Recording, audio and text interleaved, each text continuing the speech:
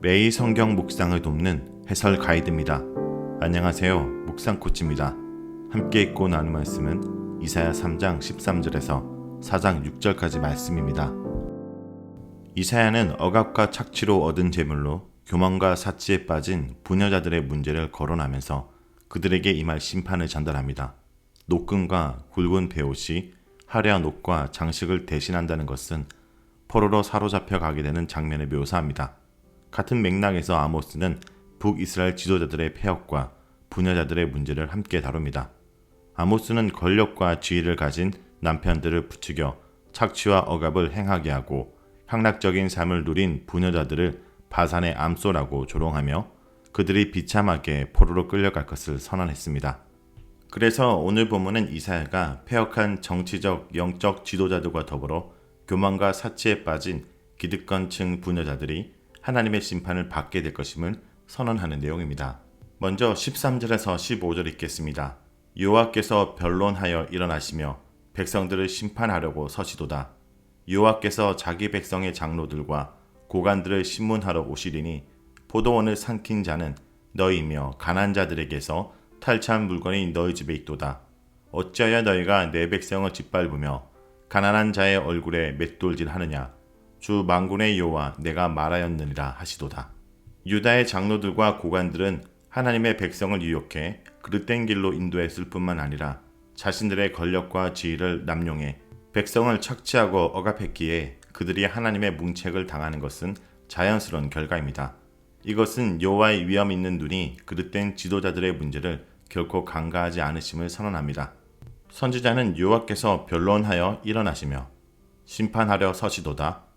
신문하러 오시리니 라는 표현을 통해 그릇된 지도자들의 문제를 엄중히 다루시는 하나님의 마음을 적절하게 전달합니다. 하나님은 가난한 자들의 얼굴에 맷돌질 하느냐라는 신랄하고 직설적인 표현으로 장로들과 고관들의 착취와 억압을 강하게 질타하십니다. 자신의 백성에 대한 애정이 큰 만큼 여호와의 문책이 단호한 것을 볼 수 있습니다. 다음은 16절에서 23절을 읽겠습니다. 여호와께서 또 말씀하시되 시온의 딸들이 교만하여 느린 목, 정을 통하는 눈으로 다니며 아기작거려 걸으며 발로는 쟁쟁한 소리를 낸다 하시도다. 그러므로 주께서 시온의 딸들의 정수리에 딱지가 생기게 하시며 여호와께서 그들의 하체가 드러나게 하시리라. 주께서 그날에 그들이 장식한 발목고리와 머리의 망사와 반달 장식과 귀고리와 팔목고리와 얼굴 가리개와 하강과 발목 사슬과 띠와 향합과 호신부와 반지와 코고리와 예복과 겉옷과 목도리와 손주머니와 손거울과 세마포 옷과 머리 수건과 너울을 제하시리니 정치적 영적 지도자들의 폐역을 간과하지 않으신 여호와의 눈이 그들에게 동조하고 그들을 부추기는 부녀자들을 주목하십니다. 그들 역시 하나님의 심판을 받기에 충분합니다.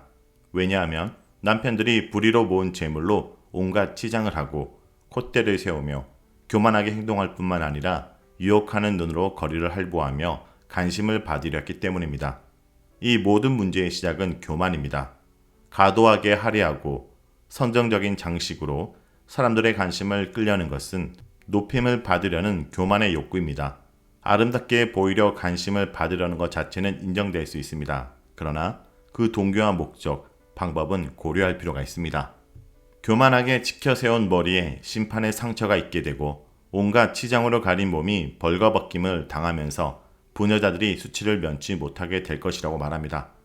여호와는 이스라엘의 백성을 선택해 아름다운 옷과 장식으로 치장해 주실 것을 약속하신 바 있습니다.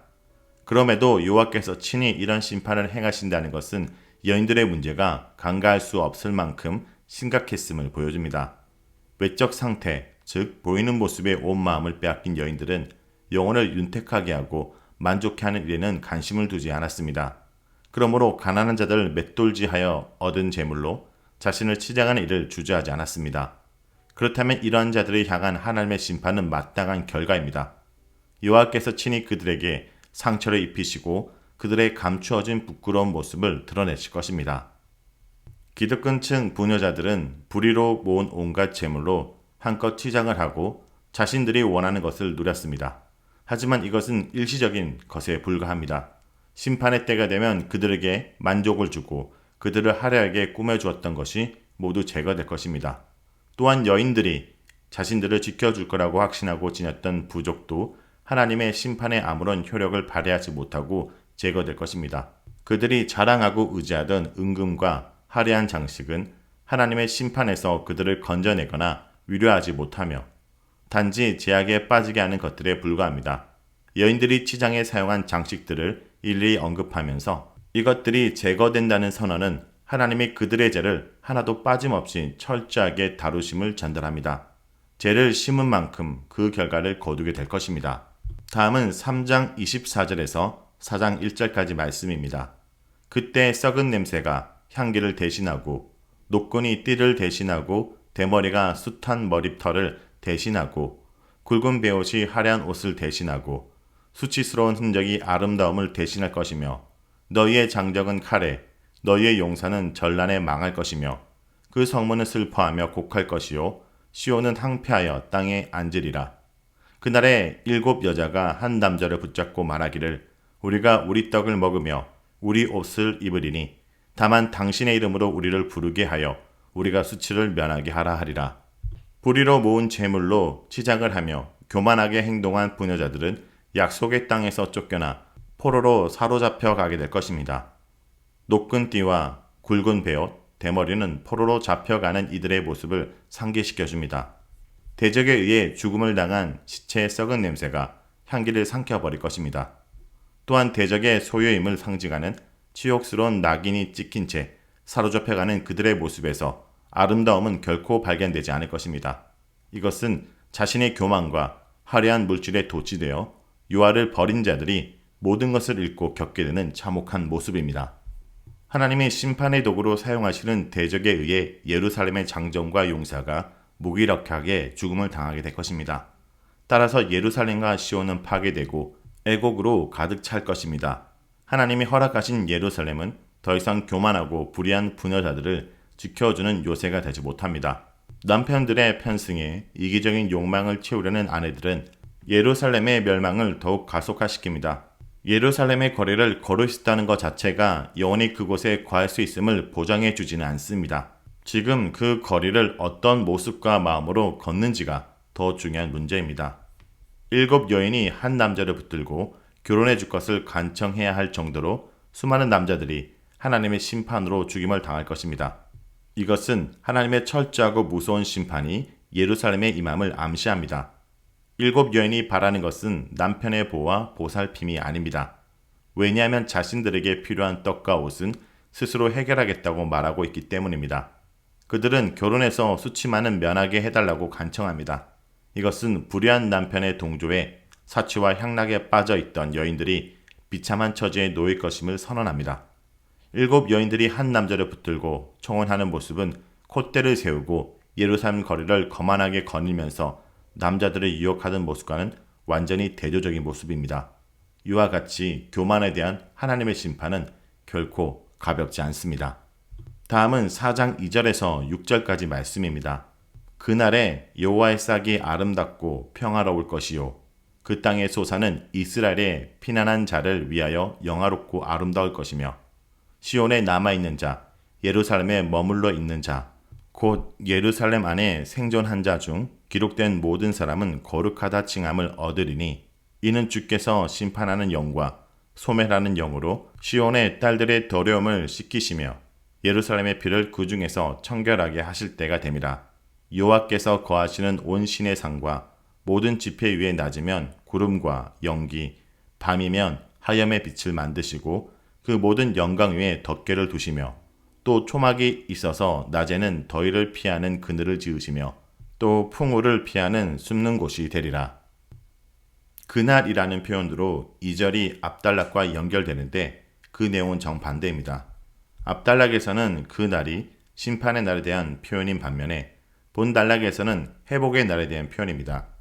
이사야는 먼저 그날에 이루어질 땅의 회복을 선언합니다. 심판으로 파괴된 땅이 다시 싹을 돋아내고 풍성한 소산으로 아름다움과 영광을 회복할 것입니다. 이 회복을 누리는 자들은 이스라엘의 피난한 자, 곧 심판에서 살아남은 자들입니다. 이사야는 그날에 시온에 살아남은 자들이 거룩함을 회복하게 된다고 선언합니다. 거룩함의 회복은 하나님이 친히 예루살렘과 시온의 백성이 행한 더러움과 폭력과 압제에 의한 무고한 피 흘림의 죄를 심판의 영으로 정결케 하시는 것을 통해 이루어집니다. 여기에서 두 가지 사실을 주목할 필요가 있습니다. 첫째, 죄에 대한 분명한 심판이 수행됩니다. 둘째, 거룩하다 칭함을 받는 것은 전적인 하나님의 사역입니다. 이사야는 하나님이 친히 시온에 임재하실 뿐만 아니라 시온과 그곳에 모인 무리를 돌보시고 보호하실 것이라고 선언합니다.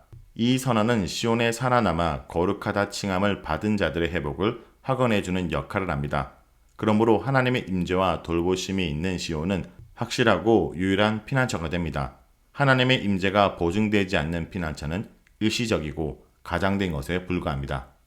자, 여기까지가 이사야 3장 13절에서 4장 6절까지 말씀입니다.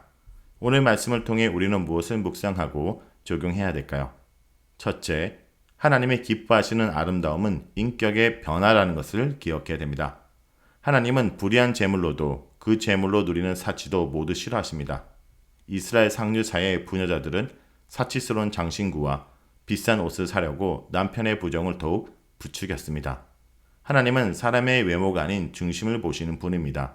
진정한 아름다움은 하나님께 돌아와 그분으로 내면을 채우는 일에서 시작됩니다. 하나님으로 자기 내면을 채우는 사람은 하나님의 형상을 회복하고 그분의 인격을 닮아갑니다. 여기서 벗어난 사치와 허영은 하나님의 심판의 표적이 될 것입니다. 하나님의 기뻐하시는 아름다움은 사치스러운 치장이 아닙니다. 하나님은 호사스러운 장신구와 고가의 옷을 모두 제거하겠다고 경고하십니다. 화려한 은금의 치장도 우상 숭배자들에게 산 값비싼 부적도 결코 사람의 안정과 행복을 지켜주지 못합니다. 세상의 어떤 좋은 것도 그것을 주신 하나님과 그분의 뜻을 떠나 사용될 때 행복이 아닌 재앙을 가져올 수 있습니다. 성도 여러분, 혹시 지금 사치가 주는 쾌락에 취해 있다면 그 치기가 사라지기도 전에 제약의 수치가 만천하에 드러날 수 있음을 두려워해야 됩니다. 둘째, 하나님의 기뻐하시는 아름다움은 정의와 사랑입니다. 부녀자들의 사치에 대한 심판은 남편들에 대한 심판과 연결됩니다. 부녀자들은 자신에게 부정한 재물을 가져다 주던 남편을 잊고 방황하게 될 것입니다. 남편의 제약에 대해 건면치 않고 오히려 악행의 산물을 요구하던 부녀자들이 땅을 치고 후회하게 될 것입니다. 나의 가정이 행복하기 위해서는 이웃 공동체가 함께 행복해야 됩니다. 이웃에 대한 불의와 나를 위한 사치를 모두 버릴 때에야 재앙의 확장을 막을 수 있을 것입니다. 하나님을 기쁘게 하기 위해서 살고 있습니까? 아니면 자신을 기쁘게 하기 위해서 살고 있습니까? 누구를 기쁘게 하기 위해 사느냐가 내 영혼을 아름답게 할 수도 있고 추하게 할 수도 있습니다. 성도 여러분, 오늘 하루도 사랑과 정의라는 하나님이 기뻐하시는 아름다움을 이루시기를 바랍니다.